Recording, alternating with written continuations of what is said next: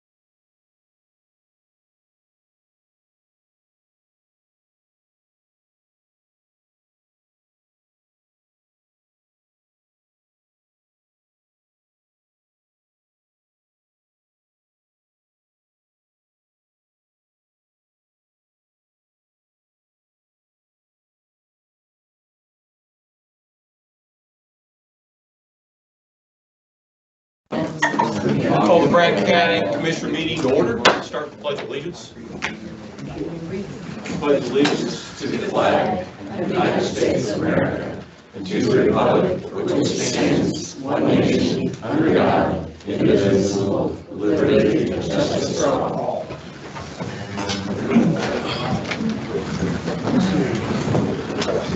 Any additions to the agenda or changes? Yeah, I'd like to add, it would just be a short thing at some point where it fits in.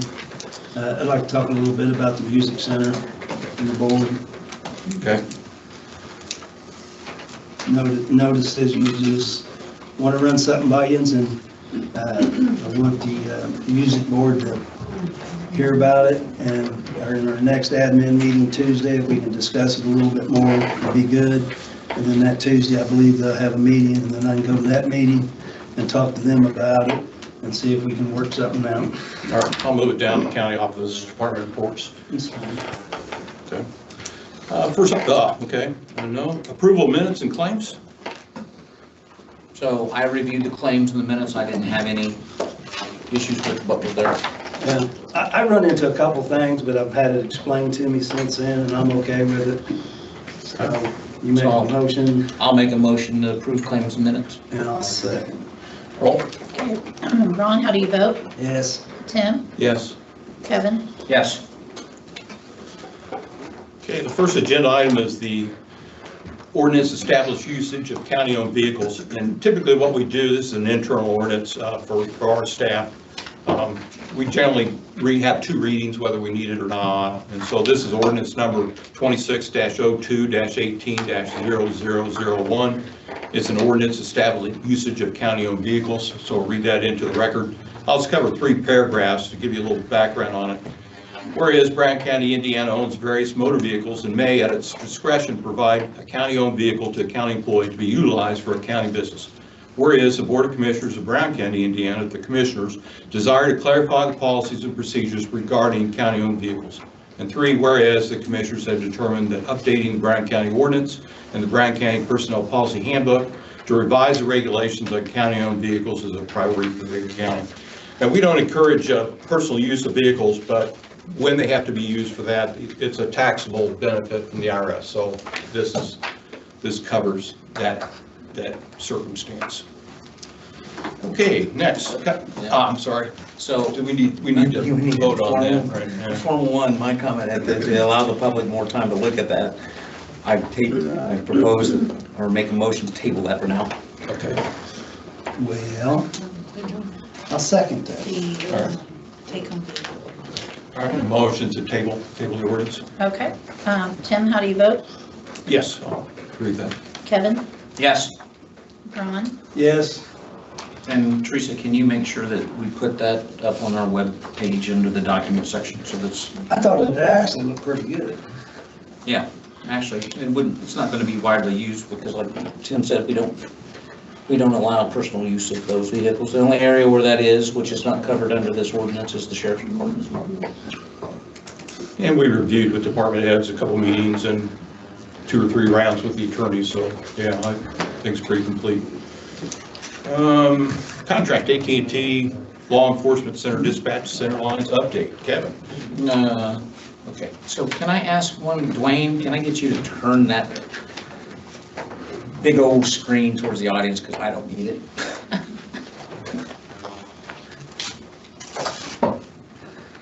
There you go. Thank you very much. Rather than tripping over myself to get down there. So as most of us know, that technology moves along. So one of the things that's being impacted by the law enforcement center, in the dispatch center is that we still had copper lines that were being used to take rerouted 911 calls from other counties. Since most people are now making 911 calls on their mobile phones, it pings to the nearest tower. And sometimes if they're in the area, it pings to the tower that's in Bartholomew Johnson or wherever that is. So what has been happening as process is those calls would be routed from that call center, whether it be Monroe or wherever, to Brown County, and these 2 lines that we physically have now that are copper would handle that traffic. And they would also basically use those lines to do follow-up calls in the event that someone hung up from a 911 call, they would do a call back there. So since the technology is no longer being supported by AT&T, we're having to move to a different solution. And there were 3 solutions. All of them are fiber, but it's just various degrees of content as to what support we needed.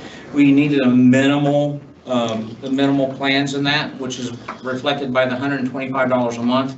That is only $25 more than what we were paying with the copper lines.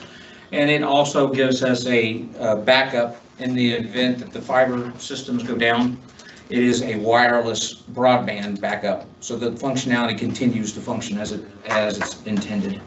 So in solution 1, it was similar, except the lines were being provided by a third party. And the second solution was, solution number 2 was way overkill, is actually allowing us to give huge bandwidth and things for data, which we didn't need. So in having that conversation initially, the budget, they're not willing to step away from their standard terms. This is one of the first ones I've had engagement with where they weren't willing to do that. But in compensation for that, they proposed a cheaper solution. Just looking at that, if you, worst case scenario on the termination clauses, if we were to go with solution 1, the worst case scenario would be $3,500 in termination clauses. If it were solution 2, it would be a little over $11,000. With the solution that I'm proposing we accept, it would be $2,050, and obviously every year that we are in that contract, it goes down. So after having gone through all of that, I'm making a recommendation that we proceed with signing the contract with AT&T for solution number 3. Recommendation or motion? Motion? Sorry, making a motion that we accept solution number 3. I kind of read that, but if you got the price down to that, I'm perfectly fine with that. I'll second your motion. Okay, roll. Kevin, how do you vote? Yes. Ron? Yes. Tim? Yes. All right. Next item is the NDOT agreement for Mount T State Forest, the upgrade of Pumpkin Ridge Road. Let me explain how the process will work. I'll open up with a few summary comments. We'll turn it over to the audience for your comments.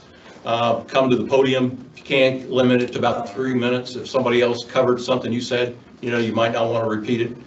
And again, be civil and kind of respectful. A lot of work went in by a lot of people on this thing, both pro and con. And like I said, a lot of good work went in. So kind of be civil and respectful and make your point. Eric, if you could bring up the main page. Guys, let me just, for folks that may be new to this or tuning in, I guess, on YouTube, let me just cover kind of summary points. Pumpkin Ridge Road is unmaintained by the county road. Mount T State Forest dedicated on August 20, 2020, but the deed to the state, it was deeded to the state in 2013.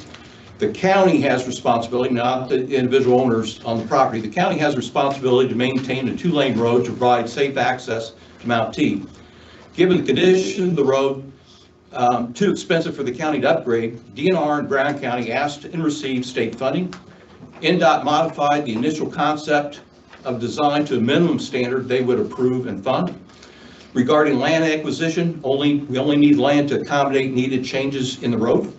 Temporary easements are needed for construction areas to allow access and install culverts and ditching. County only needs the land and right-of-way needed to maintain the road. Property owners have choices how they want to landscape their property once construction is complete. We need a signed agreement before additional work can be done that leads to a preliminary engineering report, and that leads to getting final plans and costs. And then phases, if you could bring that up. If you look at the agreement, there's a lot of tasks for the LPA, be the commissioners and the highway department. And what we had NDOT do is develop is that up? Gantt chart? Yeah.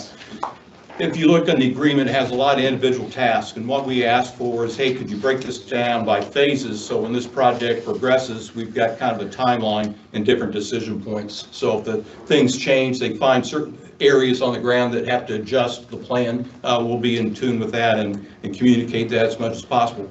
But like we've done throughout this process, I think this is what, we're on 10 months. We started this back, I think the first vote was what, April, somewhere around in there. And this Pumpkin Ridge Road, Mount T, has been on our agenda ever since. Kept everybody updated on where we're at. The last thing we did was, on the final plan, was do a walkthrough, on-site walkthrough on the 24th.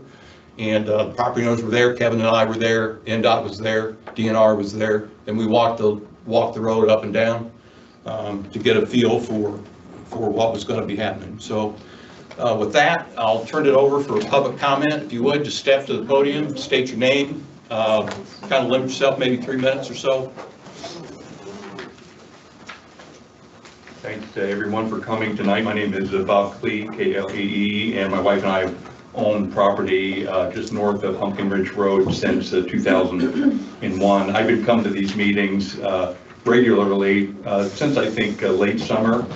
And it's been interesting to me that as the project has gone on, that there's been more support against the project.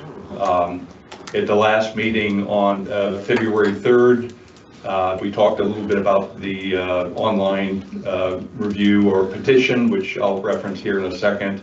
But we also had many neighbors that don't live on Pumpkin Ridge Road. Charlie Shaw, Rich Stanley, Greg DeLong, Sherry, Dana, a lot of people are interested in this project that don't necessarily live on Pumpkin Ridge Road. They're long-standing, respectable members, and they say this is happening to our community, and we do not support it. Not, to my knowledge, not a single property owner on Pumpkin Ridge Road is supportive of this project. I think that based on some of the comments made last meeting, February 3rd, there's a lot of people in the community and neighbors of Brown County that are not supportive. I think that, you know, this is personal to me just in terms of the impact it has on our property. Here's a picture, I don't know if you can see that, but here's a picture of Pumpkin Ridge Road. Here's our home, here's an outbuilding, here's a lake. This is where Pumpkin Ridge Road is.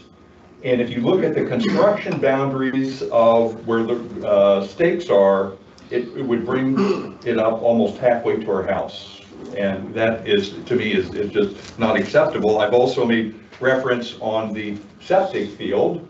Well, we got, somehow when they put a septic system in, this is the house, this is the septic line, and it actually crosses under Pumpkin Ridge Road.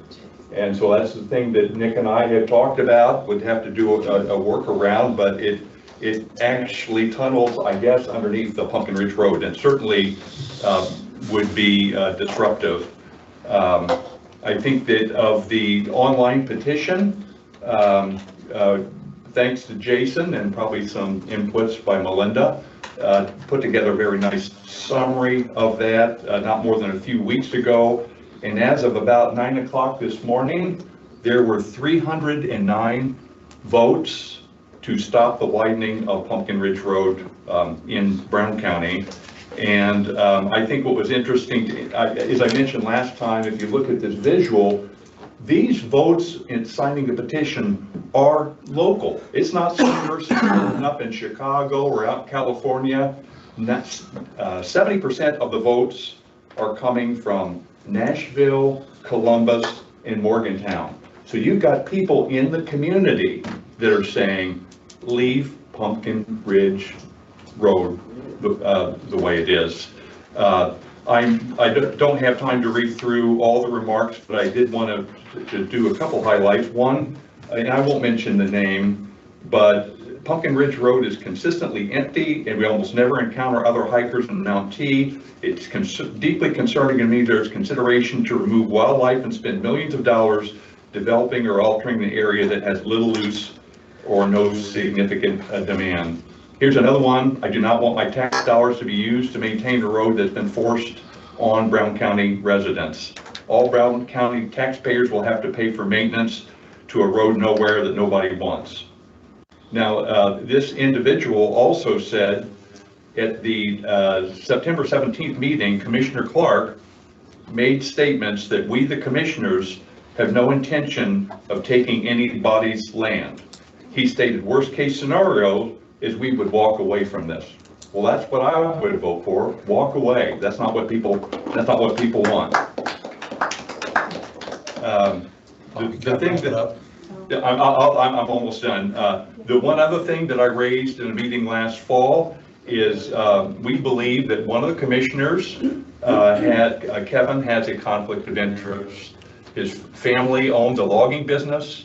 I think some of us are speculating, the reason you want to have a superhighway is to get those logging trucks and heavy equipment in and out of there. And if that's the case, guess what? They're going to log Mount T-State for us. And he's got a family or family member that has a way to gain from this project. I'm going to wrap up at just one more comment. And that is someone else that had made comments on the petition page. I've heard from many neighbors who are opposed to this project, and I have not personally spoken with anyone who supports it. If 2 or 3 of the commissioners approve the project, it grants NDOT the authority to use eminent domain, including seizure of private property.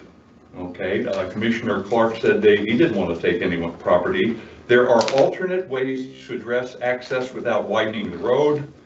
On the project, there's a lot of key questions remain unanswered.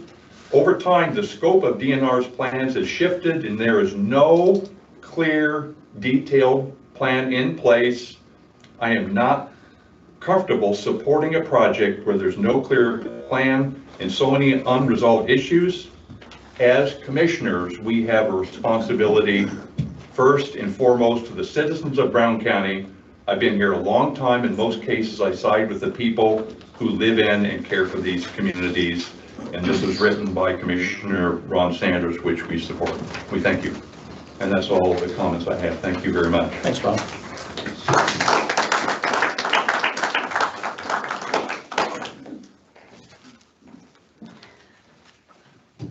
Barbara Nix. Doctors must take an oath. First, do no harm. Elected officials should take the same oath.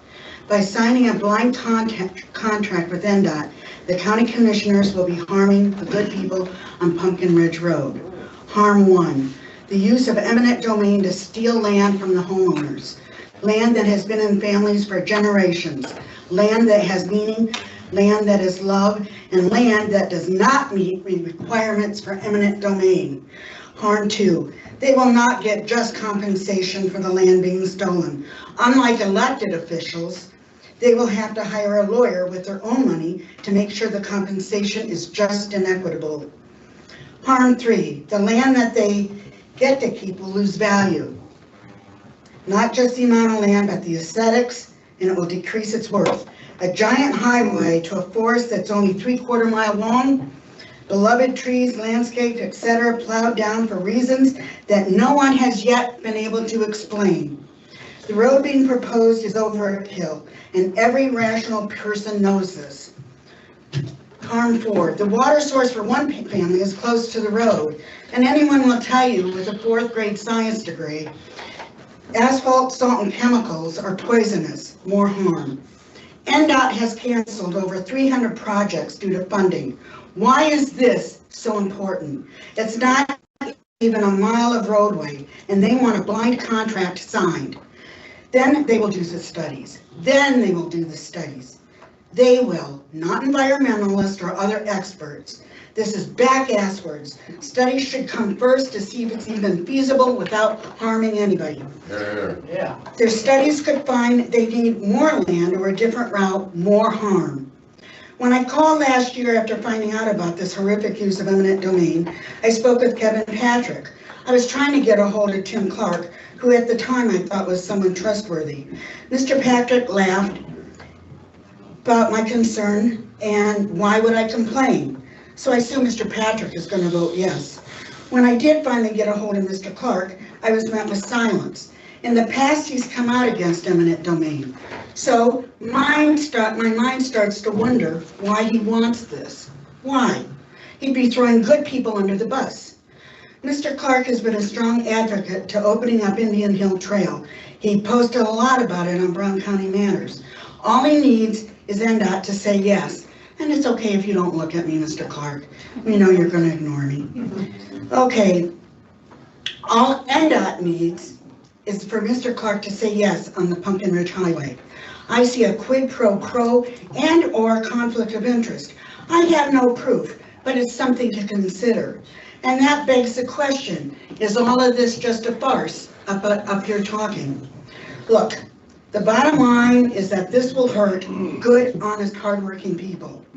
We will have no control over the amount of hurt, from how much land will be taken, how many trees, how much money will be offered, what's left. I think as a community, we can come up with a better plan. Get Pumpkin Ridge, the highway department to come up with a plan that won't cause harm. If the purpose is to only have access to Mount T Forest, there's a much better idea. Use Salt Creek. No one gets hurt. Here, here. Okay? Think about the future. Think about the future. Hoover is problematic. Think 5-10 years down the line. If more eminent domain will have to be used to flatten the hill, widen the road, etc. Let us come up with a plan. We know the area better than NDOT. We respect the area and the land more than NDOT, and we can make deals better than NDOT. There is so much pain and sorrow in the world right now. Please do not add to it.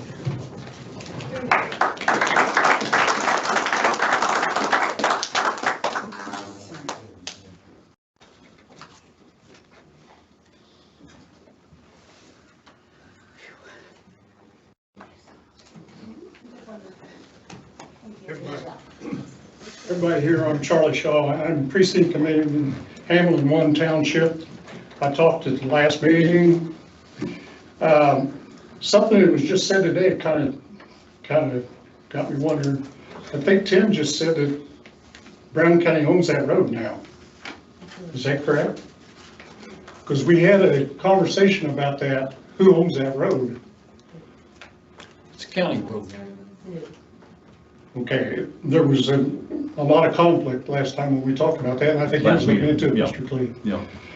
The other thing that we talked about, and I see the layout is gone, that was a beautiful layout, by the way. We talked about narrowing the road. I think, Tim, you need to correct me on this, it's down to 18 feet with 18 feet. with 2 feet on each side, right? But what we really don't talk about, and this is where it gets back to Mr. Clee and on homeowners, is the scar that they're going to make. They go 70 feet beyond that up the hillsides, right? So that's a scar that's going to be left there. And all you have to do is go over to Yellowwood and see what kind of scar they did there between Yellowwood and Langham Ridge. So I just want to get that out again. We weren't being real honest on, I don't believe, when we just say, well, it's only a 20-foot or a 22-foot road.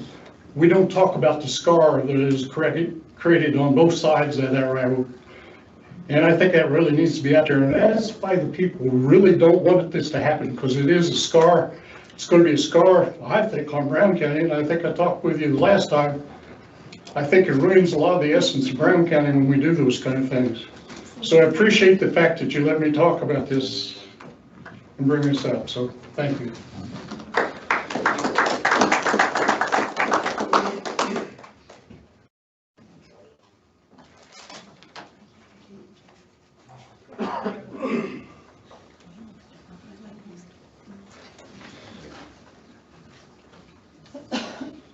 Tim Ford.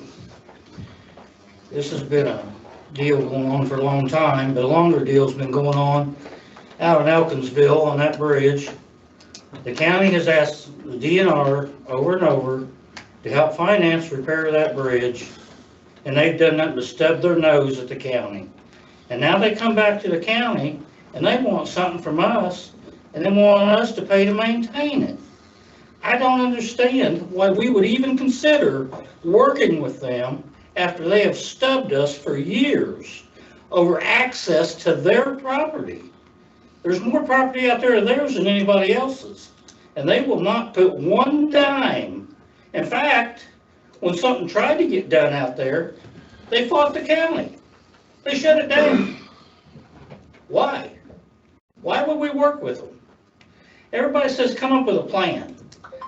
The plan is do nothing at all. Leave that property back there alone. It's not just about that road.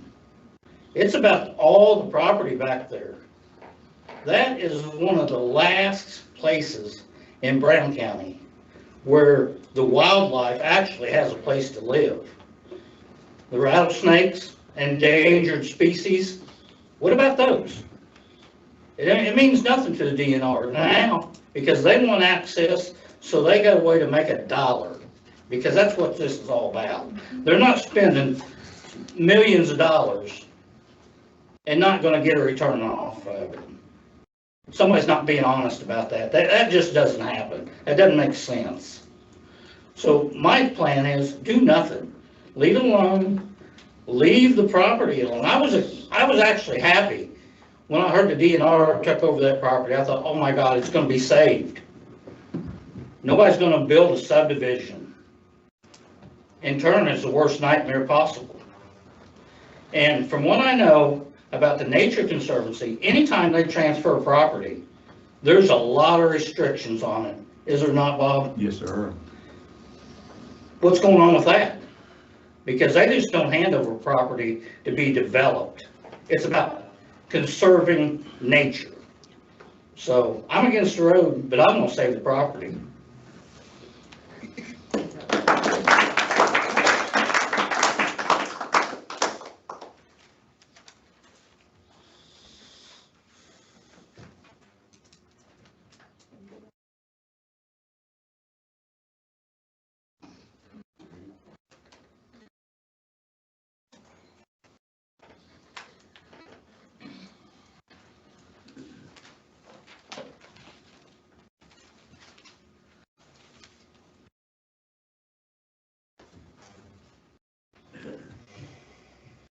Thought long and hard about just throwing this away, but I took time to write. Can you please introduce yourself? My name is Chris Tuttle. Thank you. I speak on behalf of myself and my wife, Ann Tuttle. 10 years in this community, and I've had nothing but headaches and heartaches with regards to the silliness that we always deal with the commissioners and the issues that are sometimes frivolous, that stab and hurt people. And I wasn't going to read from this. I was going to do it from the heart, but I think I would probably offend most of the audience that's here, because I won't bite my tongue just to be politically correct. So I'll stick to what I've already had planned here for this evening, to justify something kind, at least coming from the words that I could present to the commissioners tonight, that they could go home with. But I do hope you take the words that come from everyone's mouth that speaks here this evening as something to take home and pout upon, and possibly even go pray upon to whoever you might pray about, because you will be affecting the lives of most of the community. My name is Chris Tuttle. I stand here tonight not just as a property owner, not just as a member of the Brown County People's Assembly, but as a father, a neighbor, and a citizen who loves the land with every part of my being. This is not just about a road. This is about our homes. This is about the forest.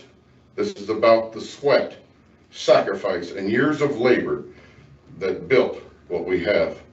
For over a decade, we have maintained the road ourselves.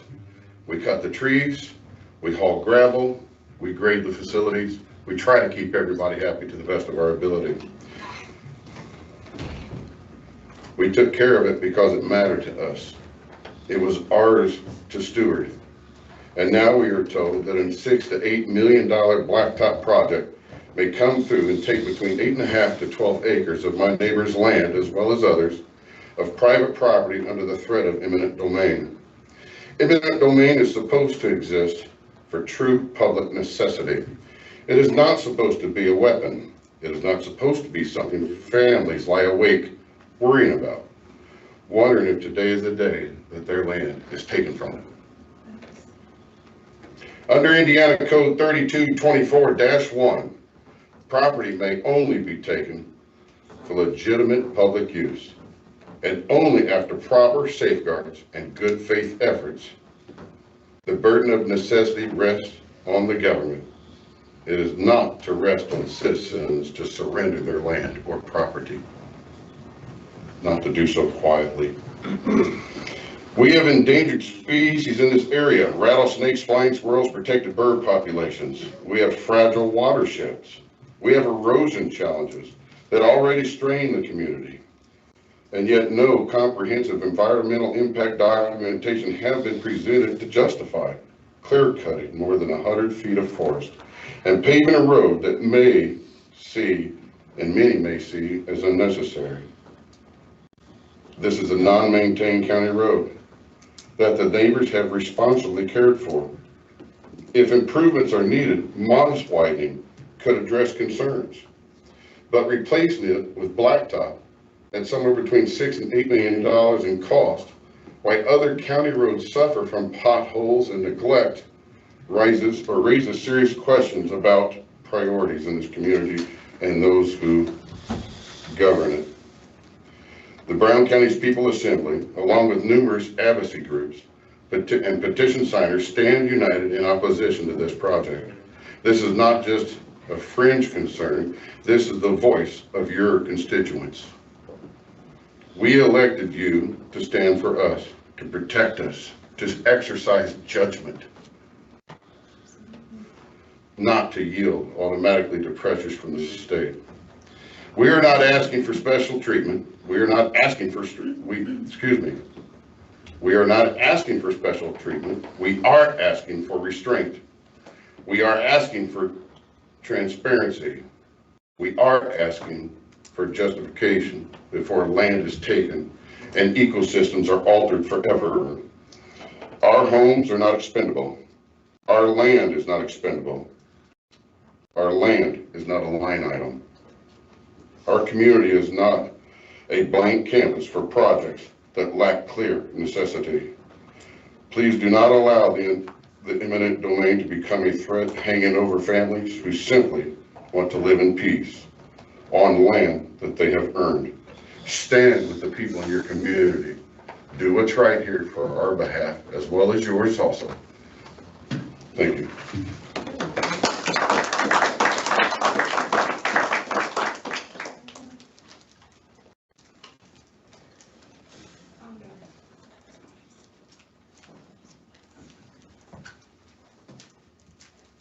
Melinda Moffett.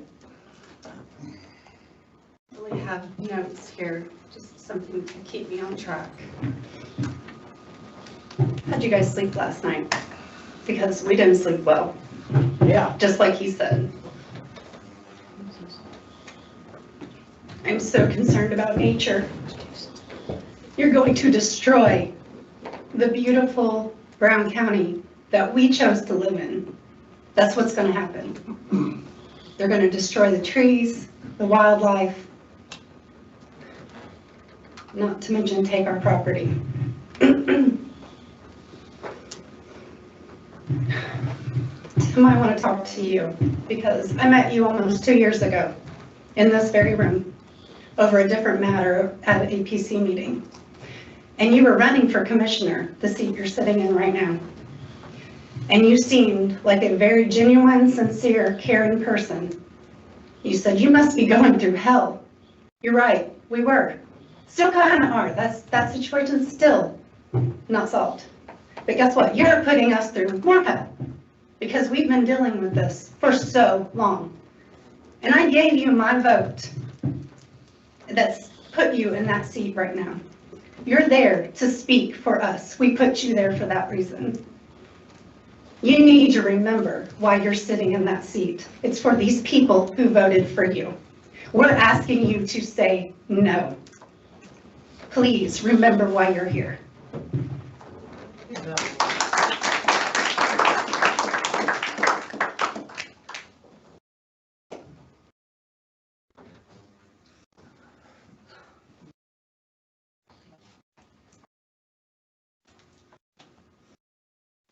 Hello, Jason Dickmeyer.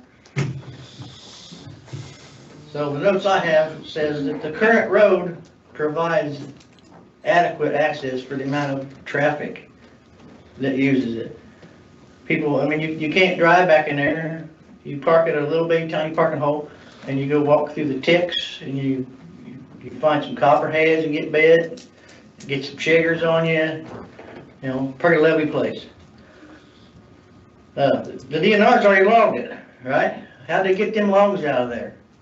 Did they use a helicopter or did they get them down Pumpkin Ridge Road? So it already supports semis full of logs, big logs, bunches of them. For years, Foley Hardwoods had it before that and they logged it. How'd they get them logs out? Pumpkin Ridge Road. It's big enough. It's just fine the way it is.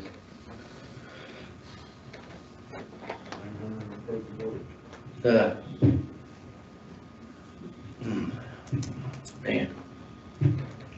So why hasn't the county got a few estimates together on what it costs for them to deal with it?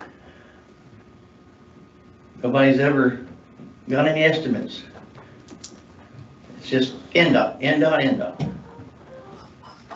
Well, before you can even find out what estimate you need to have an easement. And I've asked commissioners personally in this office right over here and in this meeting before, Matt asked you on the road, and nobody can provide it. NDOT can't provide it. They can't find it. It doesn't exist. So how's it a county road if you don't got an easement for it? You have to have an easement. Where is it? Can you find it? Do you know where it is? Blank, drawing blanks up here, okay. There's grants available. You know, if you need me to take a vacation day off of work, come into your office and we can look through some grants and apply for them. I'll help you. I'll give you a vacation day. I'll come in here and help you do that. And then we can go that route. But a 2-lane paved road already exists to Mountain T State Forest. It's called Salt Creek. The forest owns all the way to Mill Road. It's 2 lanes, it's paved, it's already improved. Why you gotta wipe out another lane? It's unnecessary. There's no need for it. A gravel parking lot off the Salt Creek Road would provide multiple accesses to the same property. Multiple accesses, not just one. The agreement, I got a few issues with the agreement. The agreement now, 2 days ago, I guess it came out with a new revision. Well, there's a typo. Section 13, it's made it through 3 revisions. I mean, an $8 million contract ought to have a spell check. Go ahead and look it over and see if you can find it. It would make me mad if I had to sign an agreement over $100. You're going to agree on one over $8 million. Section 13. Section 14 gives up all power to NDOT. We have no more say in it. If you sign this, it's over. NDOT has the sole, I can read it word for word if you need me to. Look it up, it's on there, number 14. The petition. I want to know what other people thought. And I deliberately only shared it locally on 3 Facebook pages, plus our personal one. Brown County Chatter, Refreshed, and a Bean Blossom page. Okay, I didn't share it to Columbus or Nineveh or anywhere else. I want to know what people right here wanted. And they told you. There's several signatures that aren't on there due to technical barriers that folks couldn't figure it out or what have you. So the number's higher than that, and they're local people. There's names on there, okay, of people who work for NDOT. People who work for NDOT's names are on the petition. Hello? If I don't tell you something about this project, there's something wrong with it. Now, here's something else I got. I've been to several of these meetings, and the ones that I don't get to come to, I watch on YouTube. And I've yet to see a single person stand right here at this podium and say, go for it, we want this road. 0 people have come to this podium and said, and spoken in favor of it, none of them. Now, the new agreement, you didn't post it on your matters page, but I got a hold of it anyway. There is some issues here that it's just an agreement that says go ahead with a project. It don't list the project. How wide's the road? It don't list that the road's going to be this wide. It just says go ahead with the project. It doesn't list the construction limits. It just says go ahead. Project's a project, go ahead. And you already know what number 14 says, just like I just told you.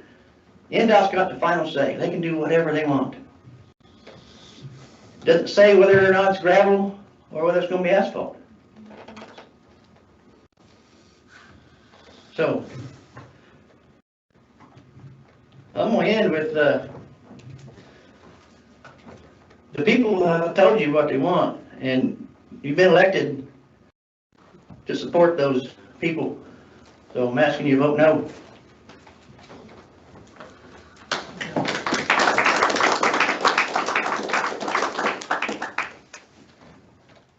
My name is John Mueller. And I want to start off by saying, I think what's most disturbing to me is Tim and Kevin, we haven't heard justification in your minds for this road. We're approaching a vote and we haven't heard why you're for it. And that's a problem. Now, I was told to start off positively. So I think there is some agreement within the people in this room on both sides.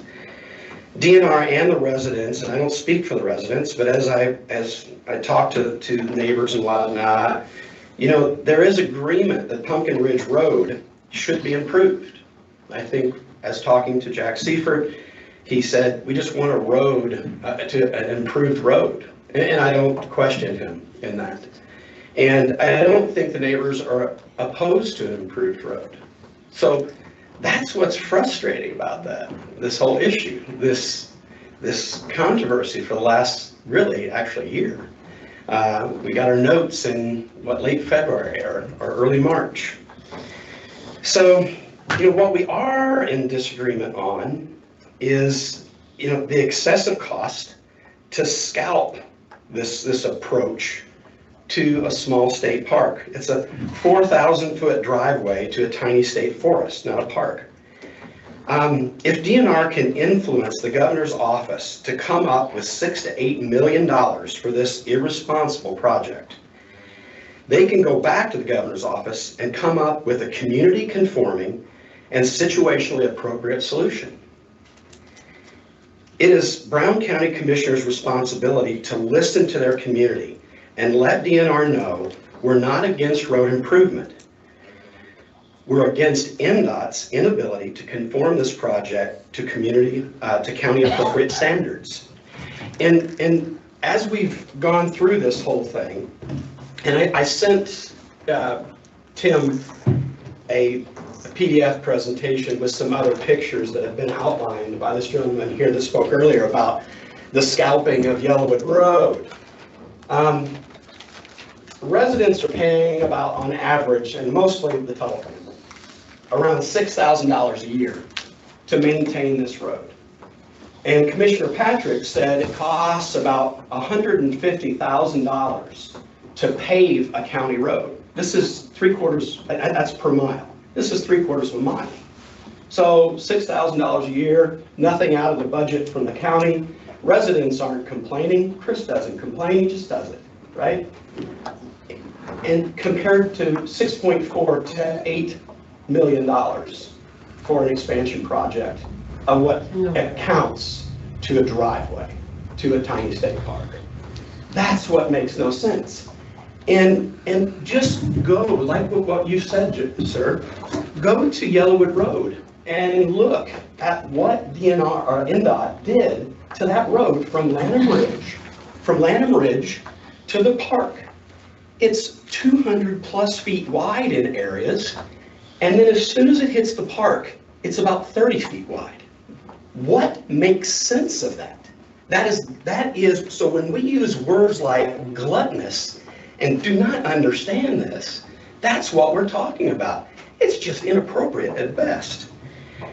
So this is an example of a bloated state project pushed down the line from one irresponsible or financially uncaring bureaucrat after another. We are asking the Brown County Board of Commissioners to finally be the responsible elected citizens to make the right decision and kill this overfunded project. This is what responsible governance looks like. I want to be clear and say to you as commissioners, a vote for this project is a vote for unnecessary abuse of taxpayer funds, our earnings. A vote in favor of frivolous private land seizure is a yes vote here for this project. And that's grotesque under the circumstances. It's not a safety issue. It's not even a need. There are other options. It's just walk on the residents and the taxpayers along this road. That's the easiest thing to do. And then it's also a vote against voters and taxpayers in our community. So we ask that you do the responsible thing. We all talk about these government issues. How did this happen? How did they spend this much money on this? This is ridiculous. It's our earnings. And I know, I guarantee you've thought that, Tim. I've been impressed with you. And why you can search your soul to vote and push this thing along, that is disappointing, if that happens. I ask that you do the responsible thing and vote no. Thank you.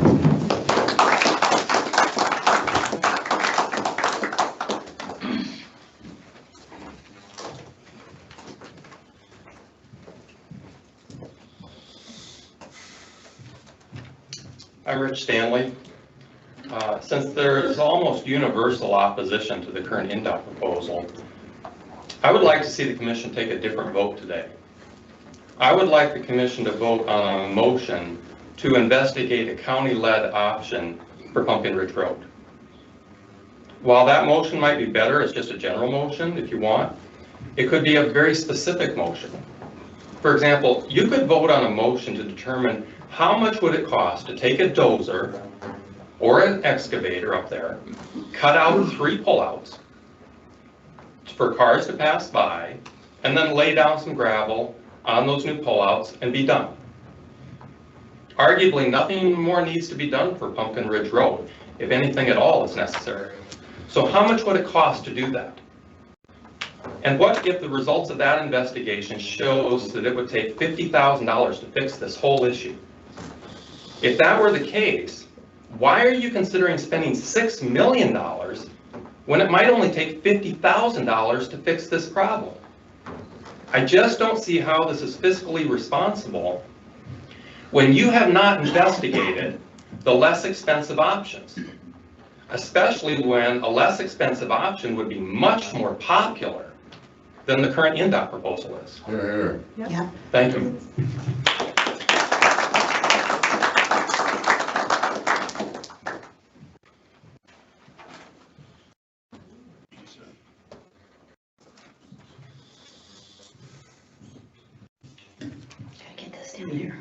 Hi, my name is Dina Patrick, and I am a Brown County resident. I live here in town. You have listened to people who live on Pumpkin Ridge. You have walked the road in 8-degree temperatures, and you have had public meetings where any resident could have attended and spoken in favor of or against this project. On 7/16/25, Nick Bada from DNR said that according to the Indiana statute, they will revert the improvements on Pumpkin Ridge Road back to Brown County to maintain all the way up to the state forest. Have you, our commissioners, sent a survey out to all Brown County taxpayers asking them how they feel about having INDOT/DNR spending millions of dollars on a road to a very small state forest? And have you made it clear to all Brown County taxpayers that the improved road will then be turned over to the Brown County Highway Department for maintenance and improvements in the future? I do not feel that you have done this. This room should not have to be packed to influence your decision. You work for all Brown County residents, and even though I choose to live in town and I pay local income tax, and I do not want my tax dollars spent on maintaining a road to nowhere, when the people who live there already take care of it, and DNR has not been fully transparent as to future plans for Mount T. Nick Bada and DNR have not reached out to all Brown County taxpayers to ask what we want. They've only reached out to the people who live there, and I guess that is what their requirement is. I say vote no to any improvements to the road. As a Brown County taxpayer for the past 34.5 years, I don't want to pay for maintenance on something that DNR is not willing to disclose their future plans. Leave Pumpkin Ridge Road and the residents alone. Don't take any more money out of the pockets of all Brown County taxpayers for this project that the former commissioners signed up for. I prefer to have my tax dollars be used for bridges to be repaired. Thank you. Good job.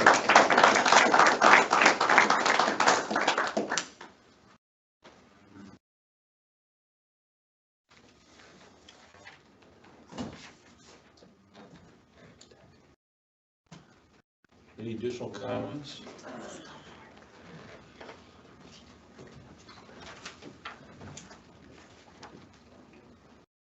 Good evening, gentlemen. Sherry Mitchell.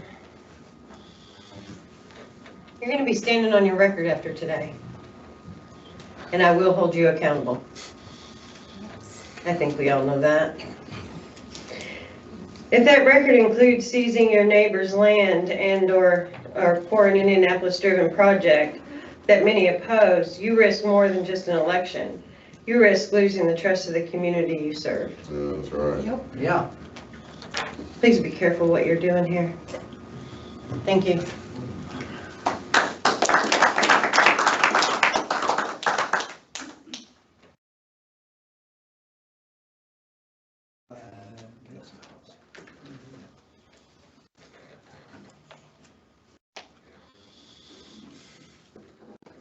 Hello, my name is John Sarnecki. I don't live on Pumpkin Ridge, I live off Hoover. I don't have as much skin in the game as these community members do, but I just want to say I noticed some things here. We all stood up and said the Pledge of Allegiance to that flag, and you'll put your hands on your hearts. You said you pledge allegiance to the Republic for which it stands. And what is that Republic? The Republic is where the power is supremely held by the people. This is the Republic that you all turned around and put your hands over your heart to swear to uphold. And, you know, I am a student of history. My bachelor's degree was in history. I earned that on the GI Bill. And I'm often reminded of the story of Benjamin Franklin being asked what kind of government did they put in place during the Philadelphia Constitutional Convention. He said, it's a republic if you can keep it. That's right. And to vote against this republic is tyranny. That's right. And by God, resistance to tyranny is obedience to God. So if you put your hand on your heart and you support that republic, this is the republic that you swore to uphold. And I hope you all just keep that in mind. Because I've never heard anyone here, the couple meetings that I've been to, in favor of this. It has all been the community opposing this tyranny. So eminent domain is tyranny. These people just want to keep their private property. So that's all I say. Thanks. Sir, what's your name again? Sir, what is your name again?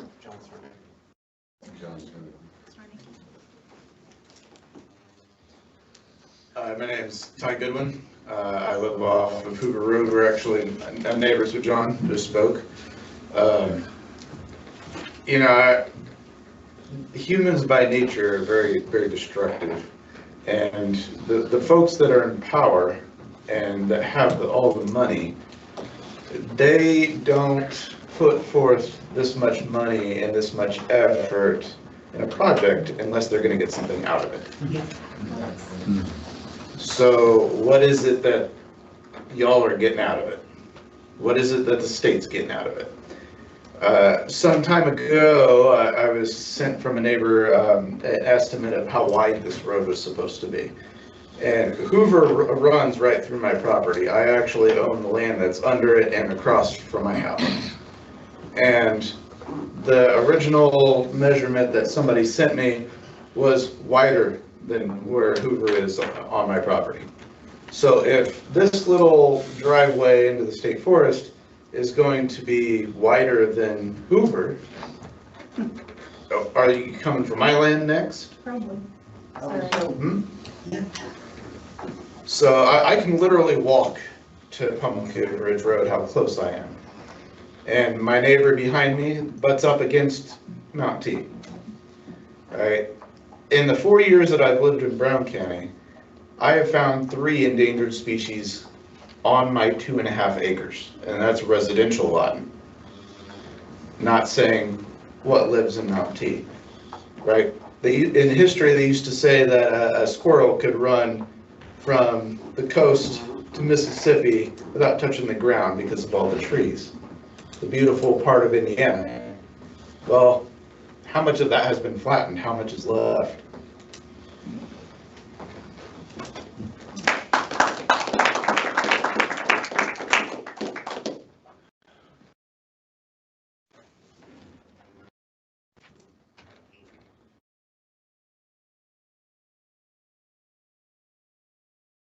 If there's nobody else, I'll chime in. Well, we'll close it off for public discussion, bring it back up to the board discussion. Yeah.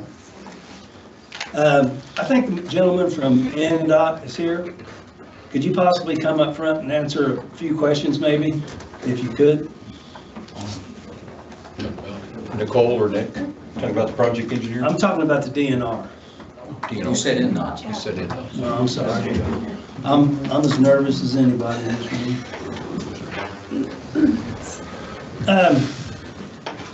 Basically, they're saying they don't know what you're going to do back there. Have you finalized, or you got any ideas in your head of what you're going to actually do back there? I think I crafted a letter to the commissioners. Did you not get a copy of that? Well, I'm having trouble getting copies, so. Okay. If you Sure. It was always intent, and still is the intent, to keep it as it is. It would be primitive recreation area, mostly hiking. Keep the road as it is. Excuse me? Keep the road as it is. Please keep the comments from the audience down while he's responding. So yes, we don't anticipate any changes in the near term or the long term.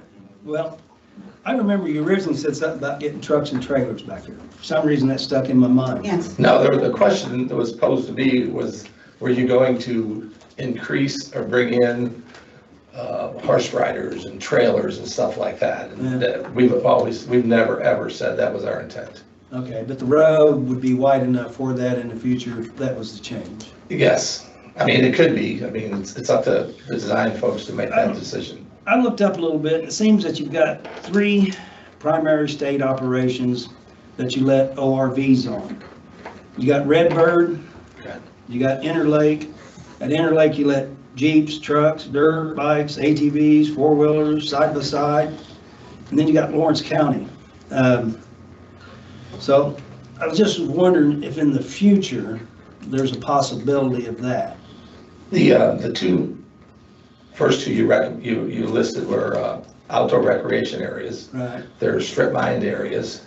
Right. It was determined many years ago that the outdoor recreation people who had these vehicles were looking for a place to recreate. Right. So that place, because it's been turned upside down, ecologically it's been destroyed. Right. And so we have, in DNR's policy, other than those that I'm aware of, is not to allow ATV, UTV, 4-wheel drive trucks, anything on state lands. Yeah. Well, that was kind of a question. And when it gets a lot of unknown facts, you know, we don't know what the cost of maintenance is going to be on that road, you know? And I was wondering, you know, going through the contract, are we going to be able to handle all the wordings to comply? It's pretty intense, you know, in a big county that's got endless amount of money and people, maybe, but it'd be a strain for us to honor this. And if we don't honor it, we get stuck with a lot of things. Legal bills, the legal bills are on us. If for some reason the citizens decide to sue, the county's going to get stuck with the legal bills. And we just signed claims for $14,000 for litigation. I'm constantly seeing litigation bills. We got all we can handle already. We don't need to pile more on top of it. The other thing is, I done asked you what DNR is really going to do back here. You said nothing. And how's this actually going to affect the landowners? We don't know. We don't know how it's going to turn out, you know? And the cost, it sounds like we got plenty of money to do it, but we really don't know what it's going to cost. And we don't know what the cost could be to the county in the future. We don't know exactly where the road's going to go yet. It could change. Once you guys start corn or you find artifacts, all that could change. And this new agreement, I didn't see it. Is it in there, Kevin, how wide the road's actually gonna be? No. No? They don't even know how the road's gonna be. We Be careful there, because there's a clause that was added that stipulated that any discussions and exceptions that were identified in all the discussions we have done today will be honored. Well, And they presented the new plan, you were here at the meeting. it's not in here.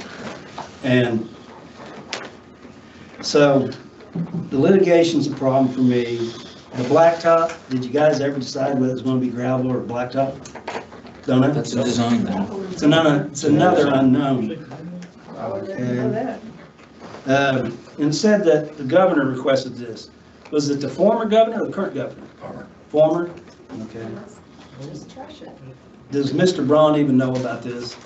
I don't know the answer to that. Pardon? I do not know the answer to that. Okay, start calling. This is probably not going to be good for me, but I do want to read this. Me and this board up here, we don't get along very well.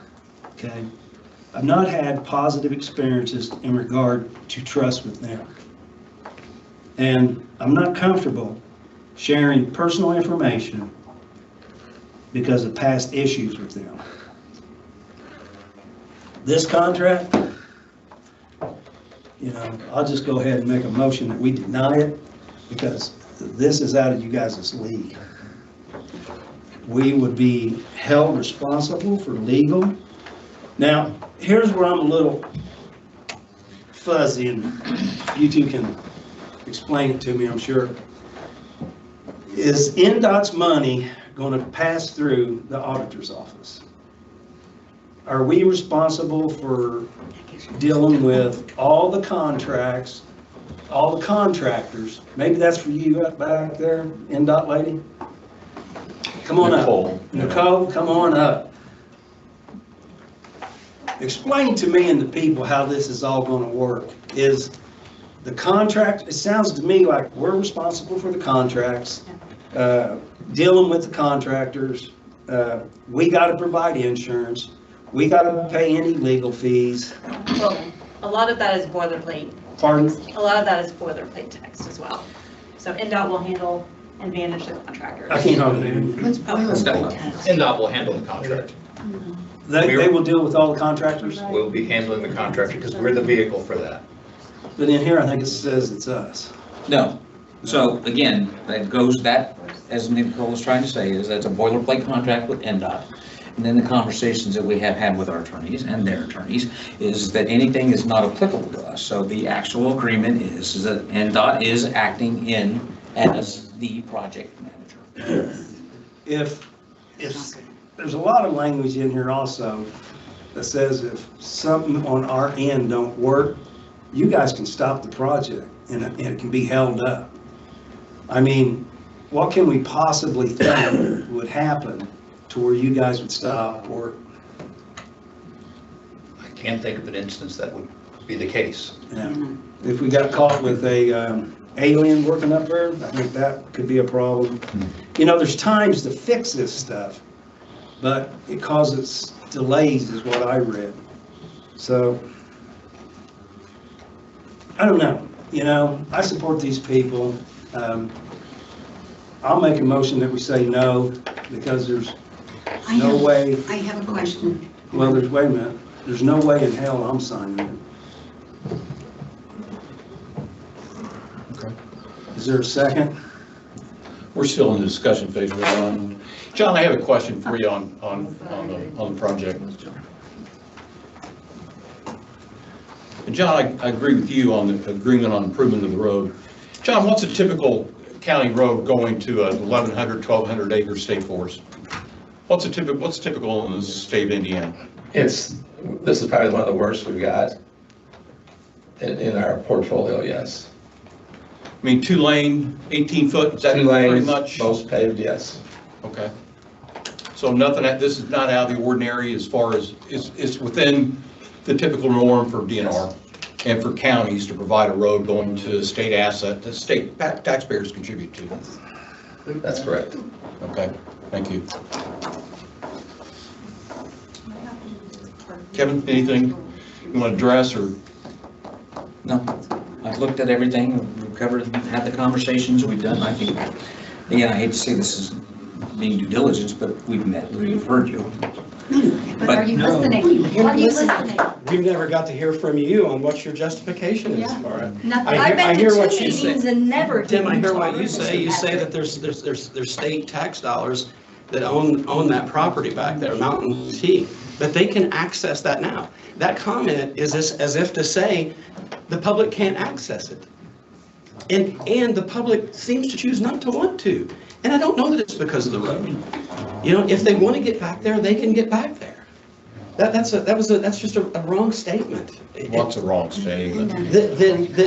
Your implication is that you need to allow the public access to their property. They've always had access to that property. The norm within the state, that road is one lane in a lot of areas. No, no, it's 1.5. Okay, maybe 2. Okay. So that's the Okay, case. yes. That's the case. So is Yellowwood a better example? Of what? Of an option to access. We go from 200 feet to 30 feet. That's not what we want. This is ridiculous. And you talk about, excuse me, please go to the podium. Yeah, just stop the public comments. I guess we can open it back up if you've got something to say. I mean, we finally hear from you guys. So yeah, We've heard everything you said. This is nothing you brought to the table is new. We've heard it. I've read the petitions. I've heard your comments. These were repeated multiple times. And they're addressed. No, they weren't addressed. Salt Creek Road was not addressed. And quite frankly, Nicole, I appreciate it. But about 4 hours ago, you said, we'll examine Salt Creek option once the document gets signed. That is wrong. And why wasn't there outreach prior to any of this to see what the community's inputs were and what those options are? Salt Creek is a solid option. Here. Yes, it doesn't hurt anybody. DNR owns that property all the way to the road, and that road has a line in the middle, which means it's 19 feet wide. And it's not a dangerous curve to get to that road. It's a straightaway. I sent you pictures of that. It is a much better option. It doesn't include eminent domain, and it puts the onus on DNR, and it allows for a second access point to the public property. Different route. John, that wasn't a viable option. That's addressed. They've talked about when we get into it. They'll consider it as part of the planning, but they looked at it. It's not a viable option. Ron, is that what you were talking about? I think that's They what you were don't do talking any about. studies until after everything's okayed. Until you That's screw what it you over. Well, said. studies cost money, and the agreement leads to starting the I studies. know of no lawyer that would say, okay, sign a blind contract where you have no control. So it's true. The contract does include the checkpoints that the commissioners mentioned, which is the stage 1, good. stage 2, and stage 3 plans as well. But you gotta have a signed contract first. Well, All of that should because happen some do before. take time and money. Well, then do those first to see that if it's feasible. But Nicole- Why hurt? But Nicole, there's no construction that's outlined in the agreement, correct? Nicole, could you go to the back, please? Yeah. There's no construction Closer, that's please. outlined. Well, because the plan will be developed, so the design will be developed. Okay. And that is part of the, Right, we don't know though. This is stupid. Why are we here if we're not being led with an actual plan? We're being led with a blank piece of paper that doesn't allow any of us to have a voice. You say you're listening to us, but you're not. You're sitting there with smug looks on your face that are upsetting to all of us. It affects the land in which we purchased in this county. We're all active members of this community who stand what they believe in and what we're for. You guys are here for a purpose. That's the benefit of us, the people. You need to calm down and sit down. I am calm. I'm No. speaking loud since I'm not at the microphone, sir. He's being passionate because we care about our land. I would ask you And our guys the nature. question, do you want this to happen in your front yard or your backyard? So I I'm don't gonna- think so. I was I don't asked a think so. question by No, you Ms. can't. Dickmeyer They earlier don't on, care. if I would want this to occur where I live. And I'm gonna answer that question. No, please. I'm gonna answer that question. The answer that I gave her is, I don't have a problem with it. I live on a 12 to 14 foot wide, single lane gravel road. If I were approached in such a scenario, I would say, yes, let's widen this road because it has blind hills. it does not have room to pass. You have similar capabilities, similar issues and challenges as you go closer back to the state park or the state forest. Well, Okay? you're destroying the front door to that state forest is what you're doing. I think the point is, again, to your point, Kevin, we agree to improve that road from 13 feet. Exactly. Not to 110, all right, not to scout that thing out. It's ridiculous. It's obscene. Drive down Yellowwood Road. You can snicker. I have been down Yellowwood Road. And it You know, looks just like stop crap. laughing at these people. I'm not laughing. Yeah, you are. So we're finally getting some feedback I'm here. born That's in what we're this excited county, about. and I don't live on this side of the county. 77 years old, and they still haven't, I haven't never heard nothing that they said they was gonna do. Why are you spending that kind of money when state highways need it and stuff like this? Safety issues. Do you agree with this?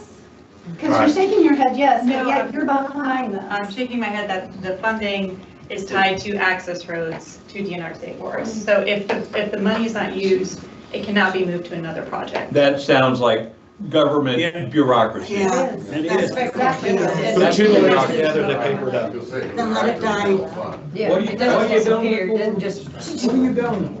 Really? No, actually, that should You be. got Correct an that answer? statement. You need to correct that statement. Those funds just don't go poof. They go back to the general fund, they can be reallocated the next year. They should be. And they get fixed old, they get fixed 46. Go fix Kevin's road, he wants it. It just doesn't magically disappear. Kevin, It's a you county. made a statement. Let's drill into that. Would you want We're that not gonna have a back. Stop. You want Pat, the Pat, audience. should we- Why not? Comments. Nicole, I've got some questions. This is back to the board. Nicole, I've got some questions.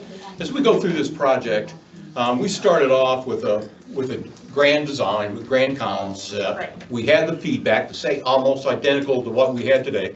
You guys adjusted, gave us the minimum standard that you would fund and approve. The 18 feet kind of window, which is normal for any other county that has a road that's going back to a state forest. Right. Okay, so we're not out of the norm when it comes to a road. We're not out of the norm, we're within the norm within the state of Indiana. It's on the commissioners, that's a county road. It's on us, our responsibility, basically, to have a safe road that people can get to that asset. That's a county responsibility. When you look at the road, and no one's looked at that, and everyone says it costs too much. Well, I don't know how many highway engineers we have out in the audience, but it's expensive. When you look at the terrain, and we looked at the plan that you guys had, we looked at the elevations, we looked at it by sections, you're moving a lot of dirt. You've got a lot of water that's coming down, and you've got to manage that water. You need more culverts. And when we talk about clear cut, we're not clear cutting the side of your hills. That was extremely shortened, narrowed, to have the minimum amount that we would need in order to build a road. 70 feet. What about a second road? So it was reduced on those construction fees.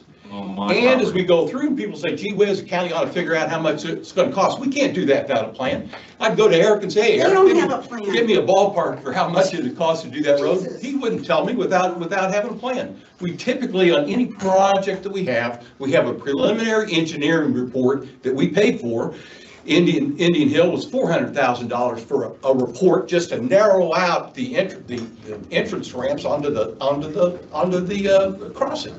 $400,000 just for the plan, not counting the $1.6 million that we're gonna have to build to put that in there once we find that particular money. So it's expensive. The median on this one, you look at the documentation, was like $1.2 million. That's a lot of studies. And when you look at the phases of this project going through, we've got a review on all this. And for 9-10 months, when we worked with these people, they've been accommodating. When you mention you don't like this, we change it. Because they want to take the When you land. mention other things, we change it.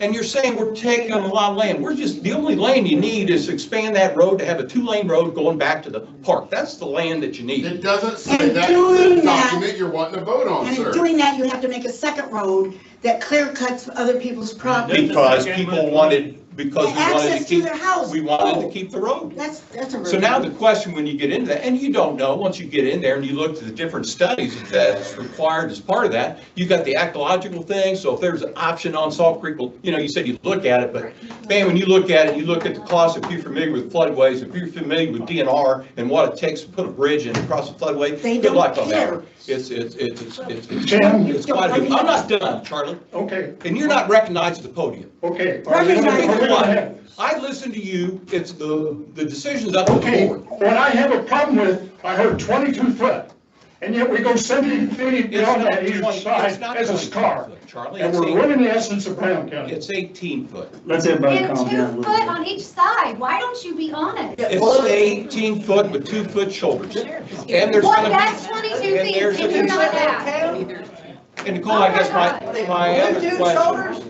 my other question would get involved in the project. And we talked, if we can start on a common ground of improving the road. Are there adjustments that can be, well, when we talk about construction limits, are there options? The concern is, Why the hell do you want Yellow this? Creek, Yellow Lake Road was contentious in this county because they ended up clear cutting as much as you could on the side because of the slopes, because of the drainage. And when you go through, it's different. You know, they just widened it out. And that's the perception that people are having, saying, gee whiz, Pumpkin Ridge is gonna be the same thing. We're gonna clear cut all that area when it comes to the construction zone. It's gonna look pretty ugly during the construction phase. But then it's like, okay, how much of that construction limit, how much, are we talking a clear cut there? Are we talking a selective thing? What's that look like? I mean, when we go through this project, I'd really like, as we go through these phases, I'd really like to keep people updated on how this project is going through and what we can do. Can we stop it in the middle if we don't like it? No, you can give that up. How you doing? No. So it's a blind I was contract. asking Dick, please, if you come to. Jesus Christ. it's a- I'm sorry, Commissioner, make sure I understand your question. Yeah. I mean, we have estimated acreage that would need to be disturbed, cleared for the project. We can, as I've said numerous times, we continue to refine that. We are still early in design. I certainly hope that it will continue to go down. But if you're asking like by how much at this point in time, I just don't know. And is it somewhat flexible? You're not hard, since you have the construction limits, it's not like you're going with a bulldozer and flattening that whole area, are you? I wouldn't call anything fixed.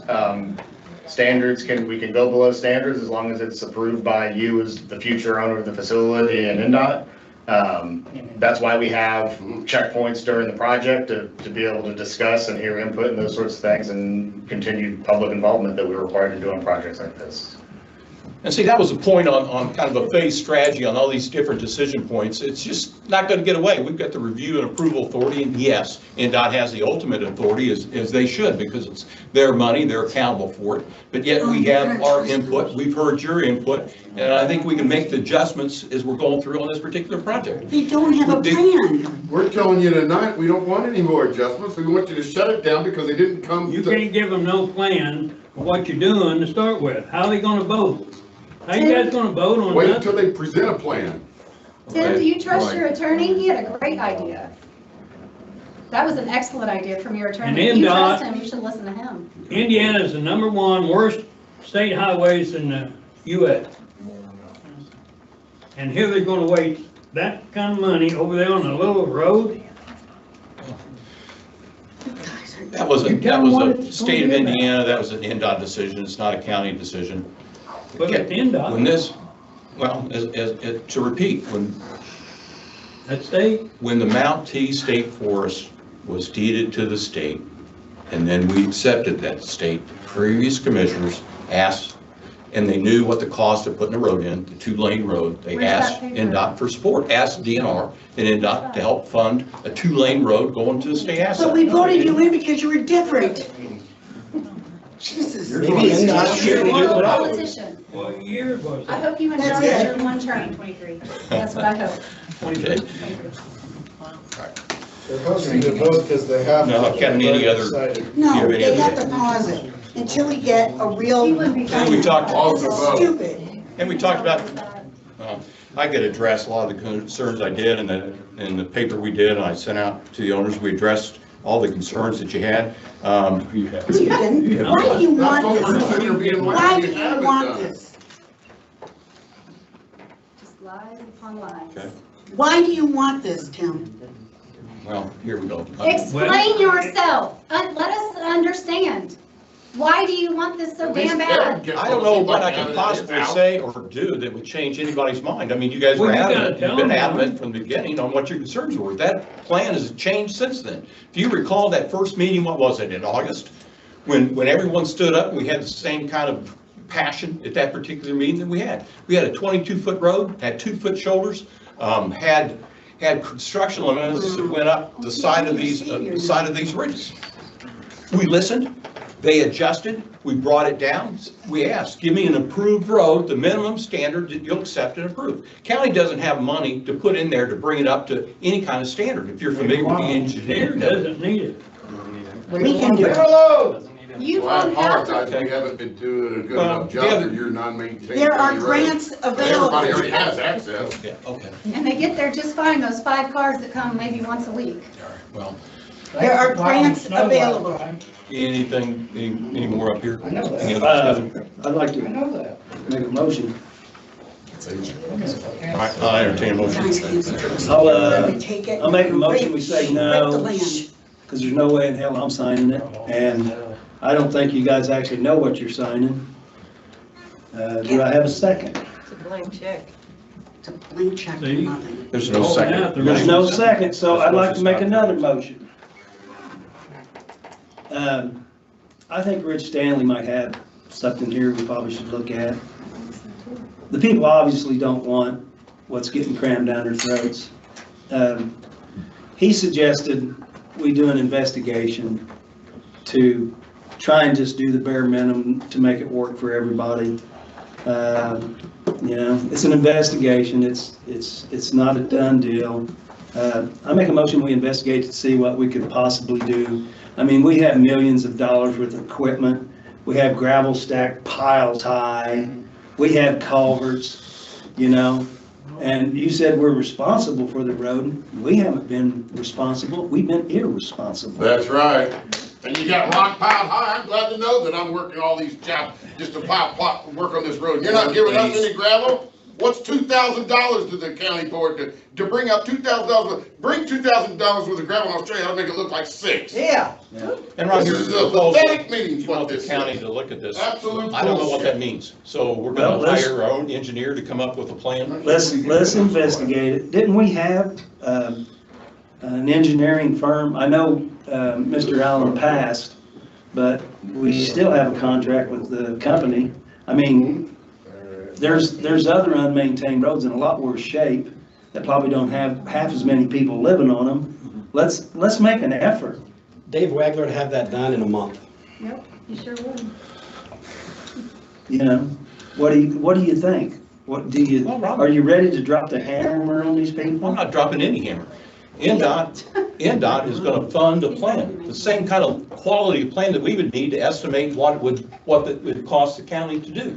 We can't do this with the resources we have. Eric, we have to have it. I hope the vacation come in and Let us take care of it the way we've been doing it, please. We're begging you. We put you in office, we're begging you. Why make us get it to, would it help you see me on my knees? A 4,000-foot driveway. Well, I make a motion we table until we do a better investigation, because this don't fly for me at all. Well, Ron, okay. Kevin and I looked at that. We met with NDOT several times. You weren't there at the meeting, didn't choose to be there. Correct. We ran this through attorneys 2 or 3 times. We're comfortable with this. We corrected the questions that we had, so we're comfortable with that. I like the fact that we got a phased plan, so when we can make adjustments as we go through this, we can't determine, and we can take that improved road, we can make those adjustments, but we can't do it without an engineering plan, we can't do it without committing to the agreement.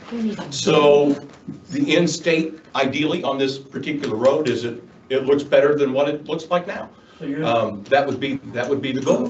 When we did the walkthrough, we talked about, they were gonna put a retaining wall in, so we required less land. We talked about the different soil options that you had to manage the water, to manage the runoff, to manage the drainage.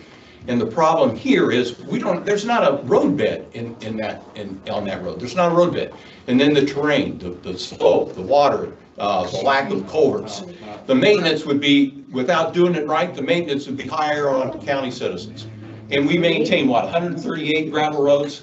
138 miles gravel. Okay, so I think They're gonna turn it over to us we have a anyway. pretty good idea of what it takes to maintain a gravel road. And this road, we wouldn't even take on because it's really not at the level if it was a private drive. Exactly. At the end. That- It'd be you hard just to- said hard it to right take there. on. You haven't had to take it on for the last 10 years. But we Me do and the now. neighbors have left to keep doing it. I apologize. We haven't made it wider. If I get with John Mueller, can John and I make that decision and you guys look at this a year from now versus spending money that isn't there that comes for free over here? That was makes open. sense. The state forest is open in 2020. The commissioners went through at the time, probably about a year soon after that, working with DNR and to get the funding to upgrade that road. You've So already this has made been your going on decision. for quite a while. We just kind of inherited it and we worked through this You particular made your process. decision already without, what I should. I'm explaining what the process is. The idea is to put in an approved road. The standard within the state is a 2-lane road to get for citizens that also are stakeholders in a state asset, a state forest to get there. So a 2-lane road, and we can go gravel or we can go paved. I think we had that option. You can't when NDOT takes over. When we get, okay. We can go gravel or we can go paved. The right decision had been made, depends on a lot of factors, but that's things we can communicate throughout the life cycle of this project. So there's not going to be any kind of surprises. NDOT also agreed to put in, I think you guys asked for white pines and screens, can do that. Yeah, this tall. Okay, but there's options to doing that. So ideally, at the end of this project, it looks better than what it does now. That would be the goal. If we can adjust Their it, land is gone. we can adjust, make things smaller, do a little this, do a little that as we go through, get the engineering studies, probably different areas of the terrain will allow different things.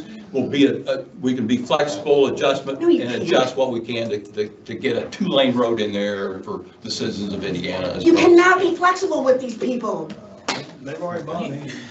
All right. How much That's, you making? any other comments? May I ask a question, Tim? Final comment, Terry? Thank you, sir. You talk about the transparency and it has occurred. No one can deny that. My question is, you're sitting here telling these people that this road is going to be 18-foot wide with 2-foot shoulders. What if it isn't? Because they have, as we all know, final determination. What if it isn't? Can you sue them? Can the people here sue them because you told them in a public meeting? Can they sue you? Yes. Yep. Hell yeah. Because you sat here and told them that you went through, you had all this transparency, the project's been done this way and that way, and they've agreed to this and that and the other, but you don't have any of that in writing. None of it. And you sure as hell don't have a guarantee. So if it changes, do they get to sue you? No. That's my question. You also met out together and discussed it without the public involved. You guys ain't supposed to be getting together out, making little plans outside the meetings, working together. And Kevin's already decided We'll to step down. bring it back up to the table. Any further discussion? Anything else, Mr. Sanders? I think I've said my piece. And Kevin, I'll do a final thing. I'm confident in working with NDOT. We've done it for 10 months now. We've had dozens of conversations. I know I have. We met, we talked about the options on this. Kevin and I both have project management backgrounds on this thing, so we're not as intimidated by the scope of the contract. I'm not. Oh, you're gonna point to the guy that. We asked for a phase plan on the GAMP thing, so we put those decision points in there and so we can adjust.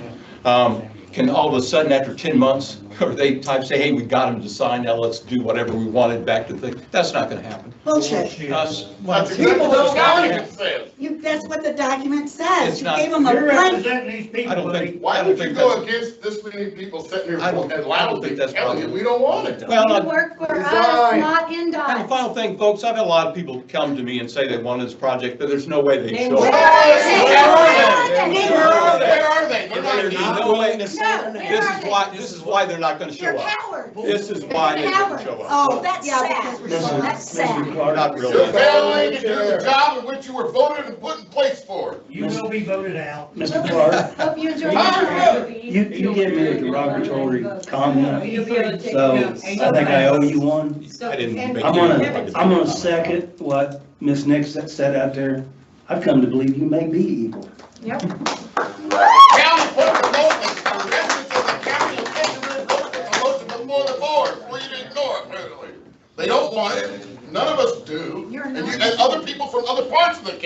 have showed up here tonight and other nights on the meetings that you've had, and they tell you the same thing, we don't want it. We don't live over there, we don't want it. He's basically telling us. So why are you guys so adamant about it? It's not gonna be a good Let me thing. tell you what's gonna happen. And Dad's gonna go over there and they're gonna smirk and spit on their Bring the land meeting while to order. they tear it apart. That's what they did in my grandparents' farm. They stood there and they spit and they smirked. That's what they're gonna do to these people. Oh my God, and you're doing this to them. You're doing this without a plan. I have invited the Star environmental reporter to watch YouTube so she can write a nice summary of what she saw tonight. Look for that in the paper, hopefully within the next 1 or 2 weeks. Indianapolis Star? Indianapolis Star and the Brown County The Democrat. days are numbered.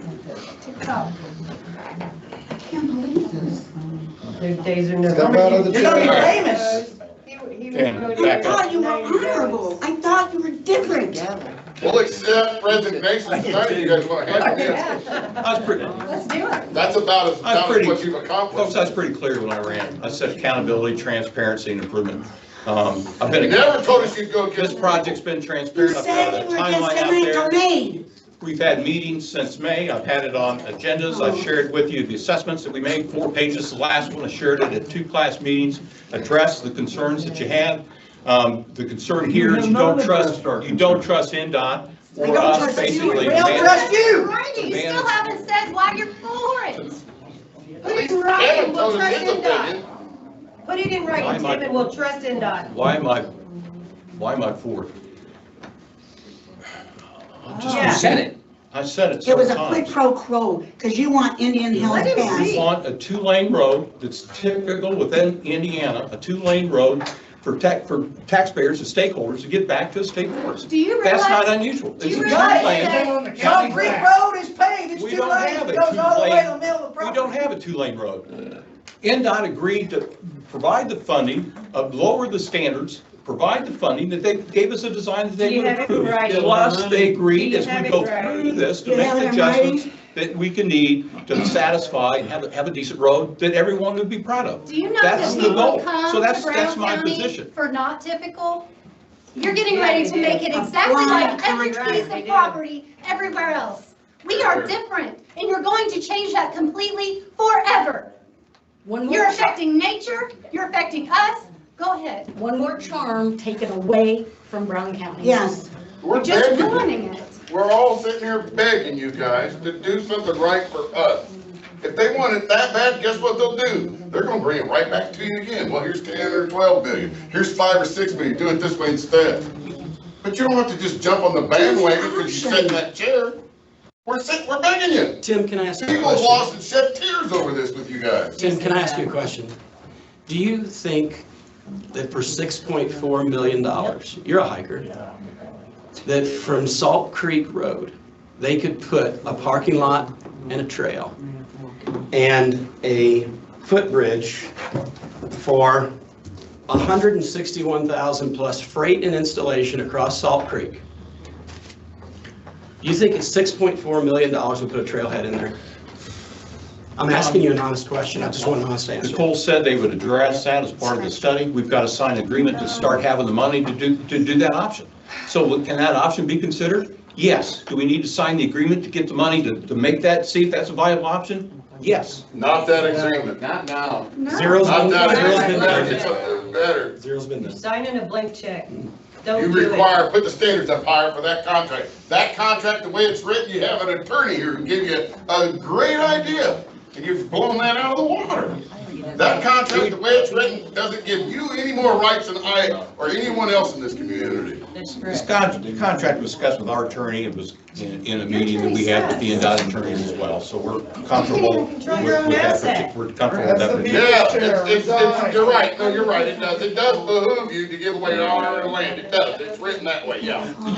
It helps out for our land to be donated. And again, I'll say, the only new land that's going to be needed is to adjust for the road to make it safer for people to get back to Mount T. That's it. We're not talking dozens of acres. We're talking the land we need to adjust the road to get back to Mount T. And then there's the construction areas that we work with based on the area to have as least minimal impact that we possibly can. And if that Salt Creek Trail is an option, signing the agreement starts the money, gives you the funds you need to investigate that option. If Put you it want right. to talk to other states and say, gee whiz, this is too much, here's an option, if that's viable, that's a choice. That's a choice, as well as all other kind of changes based on what can happen based on the terrain. And again, that's a plan that you need anytime you're going to do it. If it's a county or anybody else, you got to have a plan. You got to have So we're gonna have a two preliminary engineering plan. And so that's the due diligence. That's making sure we do the right thing on behalf of everybody. So that's, I don't know how much. One more good I shot can make here. it. One more shot here. Are you up there, Stephanie? Nope, we don't have No, Stephanie not on with not James. today. What's that, Ron? James, you there? James, Yes, I am here, in fact. how you doing, sir? How can I help you? Have you been listening to all this? Absolutely, every word. Who's James? Have you read this contract from NDOT? Not in as much depth as Stephanie, but I have read it, yes. Okay. Do you possibly think it might be a good idea that we table this until we get some more clarification to make these people happy? I mean, I'll be we're honest. already paying so much to yous in litigation fees. I don't know where we're gonna get all the money to pay yous. So. I'm afraid I that don't wanna question is add- outside I the don't scope wanna add- of my job, Ron. I don't want to add on top of problems we already got. And this is going to be a problem, I can tell you up front. So, do you have anything to add as far as our attorney, legal advice? Legally, nothing to add. This is really a question for the board. I don't think tabling it or passing it's going to make any difference as to the legal ramifications of that. It's just whether you guys want to vote for it or not. The timing is not going to be legally affected. Thought I'd try, sir. This is the guy that voted to give Done. a blank check Done. to NDOT. Okay. All right, Kevin. I will make a motion to proceed forward with contract with Pumpkin Ridge Roads modifications. Good luck in the grocery store. I'll second. Roll call, Ron, how do you vote? Hell no. Thanks, Ron. I apologize, people. Tim, how do you vote? Yes. Kevin, how do you vote? Yes. You're full of shit. So are you. Move him from office. Impeach him immediately. What kind of trash leadership? Make a motion for you guys to resign. What's it say? That voted. Says impeach him. jokers. NDOT. Come out of here. Wait a minute, we ain't done, guys. Get back here. We're not done. Get back here. We're done. Get back. You're on your own. Short break, 5-minute break. You're on your own. Well, I think I'll go to the restroom. Move them all. We need to shut down this.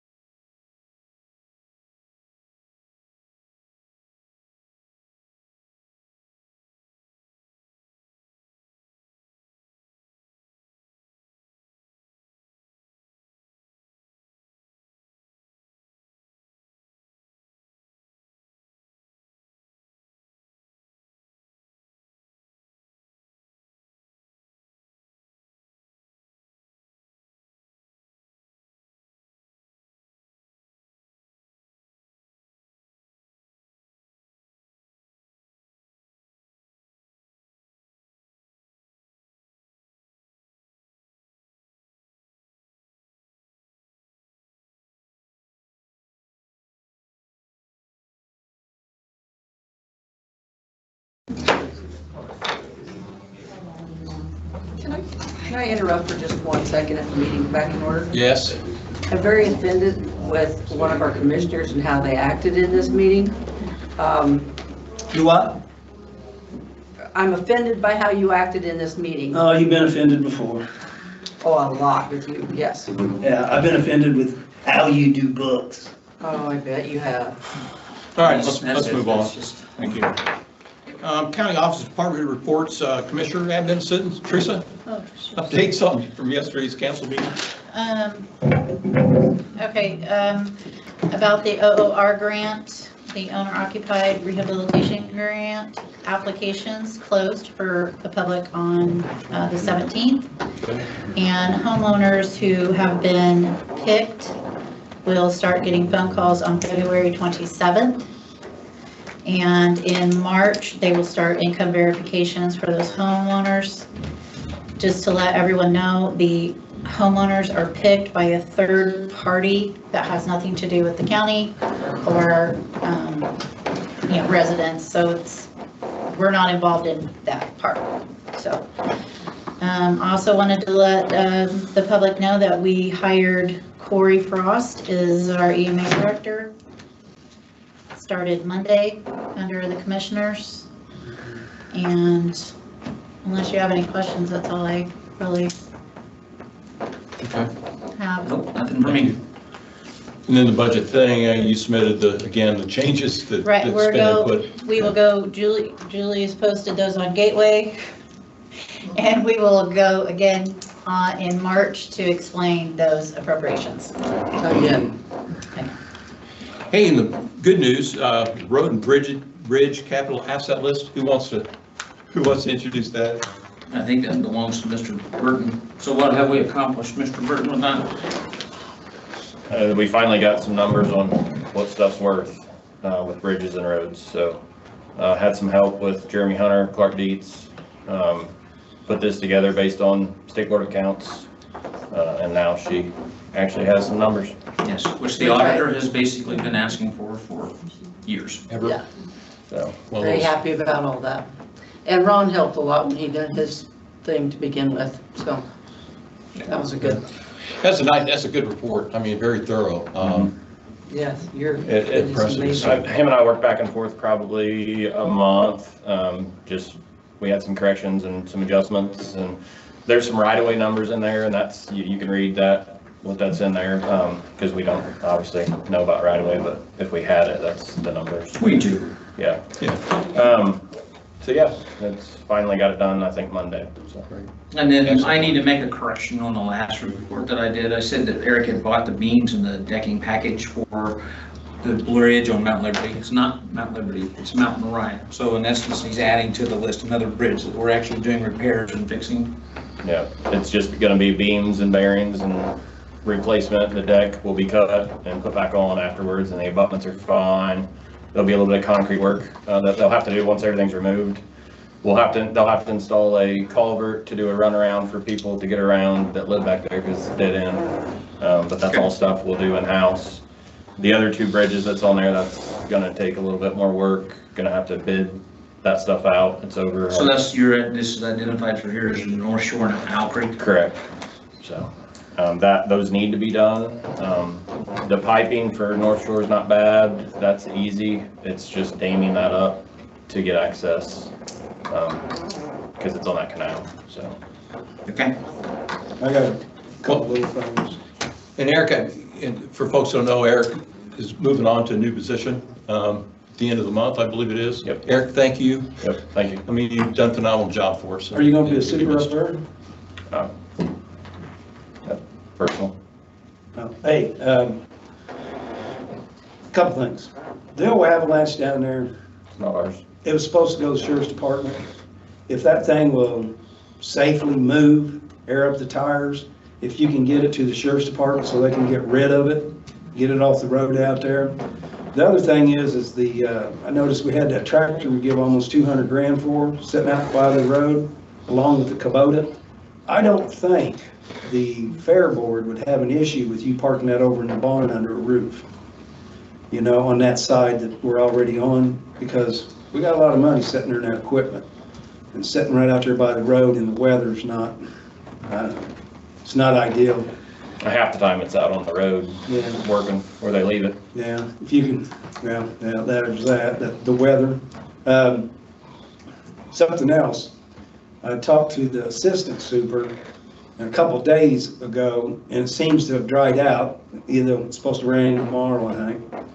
But I seen you guys sending loads of gravel out.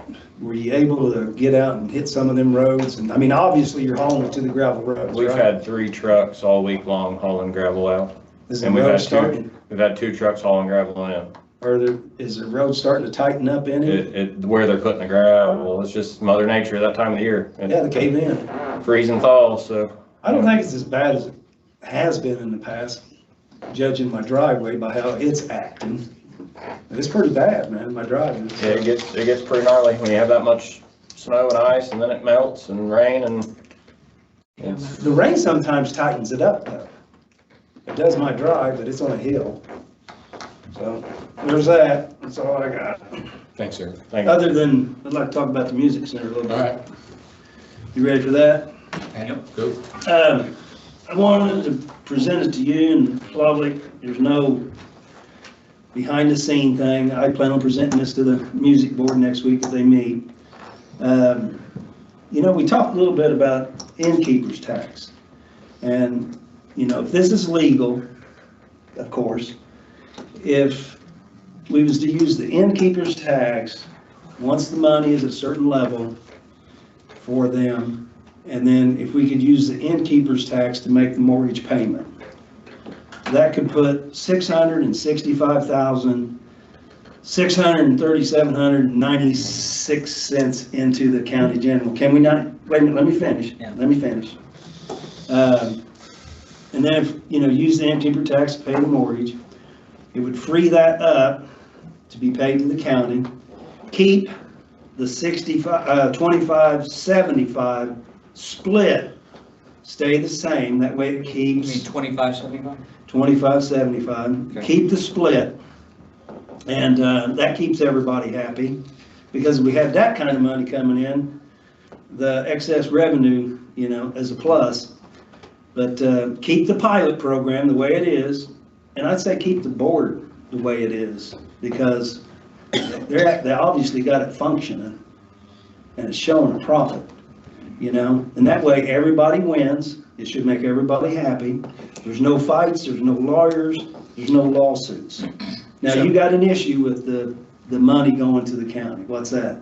So it's not the money to the county. I don't think that's in our purview to make that decision. That's the County council. council. You would have to get the county council agreement. And then we appointed a couple CVC members. I believe we appointed Rich Stanley. And I believe we got one more. Jimmy Tilton. I don't know, I'm tired of the fighting with council. You know, you guys go and take the punishment every time, 3 hours long, and, you know, I don't even know if they'd even listen to it. But that would be a doable deal for everybody. And then, like I said, no decision, no. I think no that's a motion. conversation that you can start on the board meeting. Sure. That you have with them, because you have a council member present, he can take that back to the board. And I would kind of like to bring it up at the next admin meeting and see if you guys got any more input or what your thoughts are. Okay. Okay. All right, legal, James, anything?